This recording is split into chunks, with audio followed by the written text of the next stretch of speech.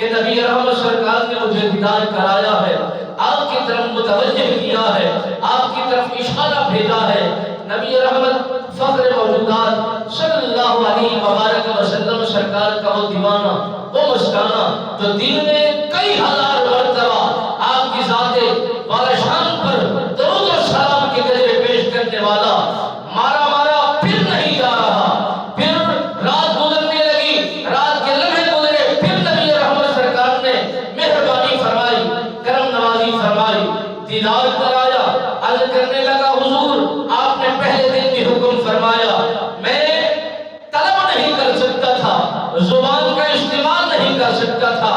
آپ کے سامنے کس انداز میں بات کروں، کہیں گستاخی بے قراری نہ ہو جائے، کہیں بیان بھی نہ ہو جائے۔ مہربانی فرمائے، جس غلام کی طرف آپ متوجہ کروانا چاہ رہے ہیں، جس کی طرف آپ بھیجنا چاہ رہے ہیں، اگر وہ سوال کرے اور کہے کہ کیا آپ کے پاس دلیل ہے اور آپ کو کس انداز میں اور کون سی ایسا ثبوت تمہارے پاس ہے کہ میرے نبی رحمت سرکار نے تجھ پر مہربانی فرمائی ہے اور تجھے اپنا دیدار کا شرف عطا فرمایا ہے، اگر میرے نبی رحمت سرکار نے فرمایا اگر وہ سوال یہی کہے، سوال یہی تجھ سے کر دے تو کہہ دینا فجر کی نماز کے بعد جو مجھ پر درود و سلام کی تسبیحاں جو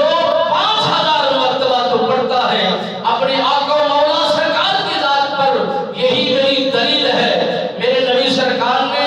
مجھے یہی پیغام دے کر کے بھیجا ہے۔ جوان نے تیاری کشی اور تیار ہو کر اس جوان کے پاس جب پہنچتا ہے، سارا پیتا ہوا معاملہ سناتا ہے اور آگے سے وہ پوچھنا چاہتا ہے کہ دلیل کیا ہے، ثبوت کیا ہے کہ میرے آقا مولا صلی اللہ علیہ وبارک وسلم سرکار نے تجھ پر مہربانیاں فرمائی ہے کہ اپنا دیدار کا شرف تجھے عطا فرمایا ہے، اس کی کوئی دلیل بھی تیرے پاس موجود ہے۔ اس جوان نے آنکھوں سے آنسو برسا کے یہی جملے عرض کیے کہ جوان اتنا تو ضرور ہے کہ جو فجر کی نماز کے بعد میرے آقا مولا صلی اللہ علیہ وآلہ وسلم سرکار کی ذات پر 5000 مرتبہ روزانہ کی بیس پر درود و سلام کے گجرے پیش کرتا ہے، اگر یہی دلیل تیرے لیے کافی ہے تو پھر سمجھ لے